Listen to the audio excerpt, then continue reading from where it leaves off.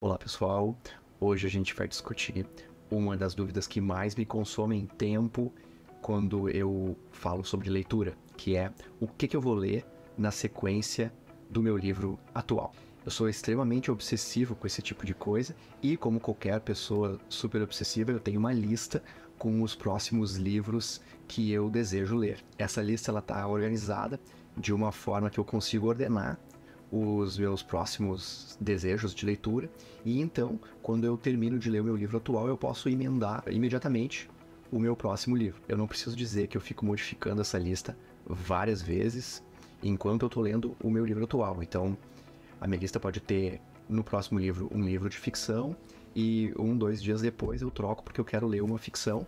E isso é uma coisa que muda constantemente, porque às vezes a minha lista se altera pelo próprio livro que eu tô lendo. Esse tipo de ajuste na minha lista me consome muito tempo. E inclusive tem pessoas que já me disseram que eu gasto mais tempo organizando minha lista de próximas leituras do que propriamente lendo um livro. O tema do vídeo de hoje, então, é a minha grande dificuldade em escolher se o meu próximo livro vai ser uma ficção ou uma não ficção. E eu sei que várias pessoas têm essa dificuldade em escolher o próximo livro. Eu já conversei com vários amigos meus a respeito desse assunto e eles também têm essa dificuldade. Então esse vídeo é pra gente explorar um pouco melhor esse assunto. Eu acho que no meu círculo de pessoas, a maior parte delas lê mais não ficção. No gênero não ficção, eu coloco aqueles livros de investimento, tipo O Investidor Inteligente. Eu coloco aqueles livros de autoajuda, tipo O Poder do Hábito, 12 Regras para Mudar a Vida. Mas também a gente tem livros de divulgação científica também, como os livros do Richard Dawkins, tipo O Gênio Egoísta, ou O Relojoeiro Cego, ou aqueles livros do Steven Pinker, do tipo Tábula Rasa, ou Como a Mente Funciona. Essa categoria, na verdade, tem bem mais livros do que isso, né? Depende muito da tua área. Então, existem livros para leigos de não ficção a respeito de filosofia. Existem livros para leigos a respeito de música. E cada área tem a sua quantidade de livros de não ficção para que pessoas de um público geral possam aprender um pouco mais sobre o assunto. Eu gosto de pensar no livro de não ficção como se ele fosse um curso ou uma aula. Então, dependendo do número de vendas do livro, vocês podem ter uma ideia se o professor que está te dando essa aula é um cara bom ou não. No caso, eu citei aqui para vocês O Gênio Egoísta. A gente sabe que é um livro que vendeu bastante, ele é bem famoso, e a gente sabe da fama do Richard Dawkins em conseguir passar um assunto de forma clara e objetiva. E realmente os livros dele são muito bons. Então esse é o tipo de livro que eu leio quando eu quero aumentar o meu conhecimento sobre algum assunto que eu não tenho conhecimento nenhum, tipo quando eu leio um livro de história de um autor como o Eric Hobsbawm, ou um assunto que eu tenho um pouco de conhecimento, mas eu quero ver o que o autor diz para um público em geral, tipo O Imperador de Todos os Males, do Siddhartha Mukherjee, que é sobre a história do câncer. Eu conheço muita gente que só lê não ficção. E eu não tenho nada contra isso. Enfim, esses livros são muito bons, né? Pela todas as justificativas que eu já dei para vocês. E geralmente são pessoas, assim, muito bem informadas, mas comigo não funciona muito, justamente pelo fato de eu ver esse livro como se ele fosse um curso ou uma aula. E se eu emendar um livro de não ficção no outro, acaba parecendo como se eu estivesse na faculdade de novo, fazendo uma aula depois da outra, sem ter um período de descanso, assim, sem ter umas férias. E é por isso que eu acho que a gente tem que conversar um pouco mais sobre ficção. Ficção já é uma coisa bem diferente.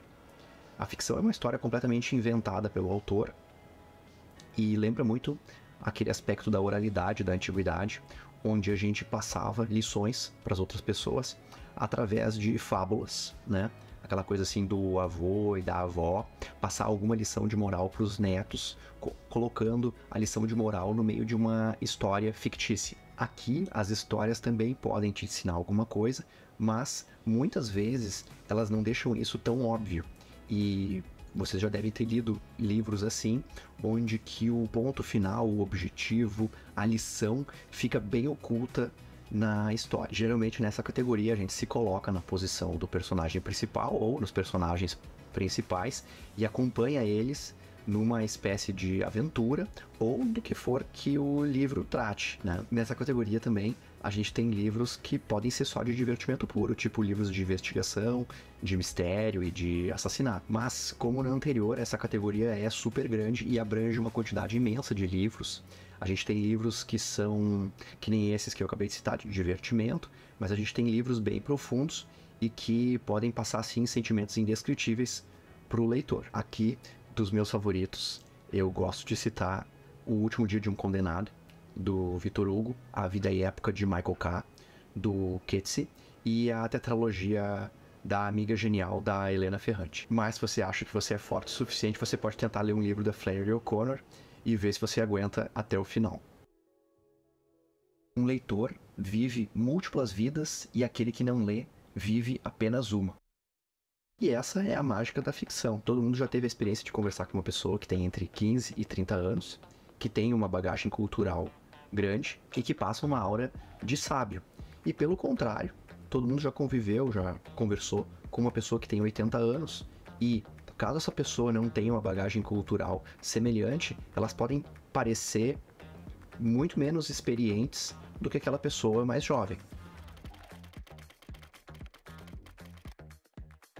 A ficção também obriga o teu cérebro a imaginar todas as coisas que estão sendo descritas pelo autor. Então vocês têm que imaginar os personagens, os cenários e as ações que estão acontecendo, e isso pode ser uma coisa muito difícil para uma pessoa que recém está começando a ler, mas é uma coisa que se desenvolve com o passar do tempo e quanto mais livros vocês leem. Eu acho que isso é um dos benefícios mais importantes da ficção, e inclusive eu já usei muitos desses benefícios, acredito eu, nos vários empregos pelos quais eu passei, principalmente em coisas que precisam de alguma solução mais criativa. Eu tenho uma grande dívida com os livros de ficção que eu já li, porque eu acho que eles me ajudaram muito a tomar boas escolhas, construir ou criar soluções melhores. Vocês já devem saber o que eu vou recomendar para vocês, então é para ler os dois.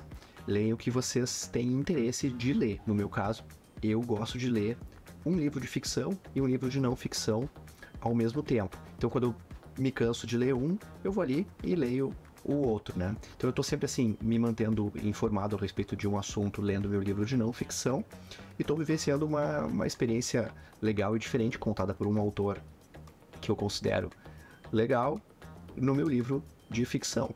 Mas eu sempre recomendo que a pessoa leia o que tem interesse, porque daí dá mais vontade de ler, a pessoa lê com mais afinco, termina o livro mais rápido, já pode passar pro próximo. Então, se tá lendo uma ficção e acha que ela tá muito pesada, talvez seja ideal você, inclusive, parar de ler, troca de livro, lê uma não ficção mais leve, ou lê um livro de mistério, um livro de investigação, e acredito que com essas pequenas mudanças, assim, a pessoa consiga ler mais livros.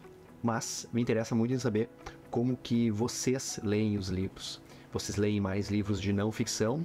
Vocês leem mais livros de ficção? Como que vocês fazem para organizar essa leitura? Então, por favor, se quiser deixar a resposta, deixe nos comentários abaixo aqui no vídeo. Só para vocês saberem, eu deixei os links de afiliado da Amazon para vocês comprarem os livros que eu citei aqui. Eu ganho uma pequena comissão se vocês comprarem pelos links, e vocês me ajudam a produzir mais vídeos para vocês. Então, a gente se vê no próximo vídeo. Tchau, tchau!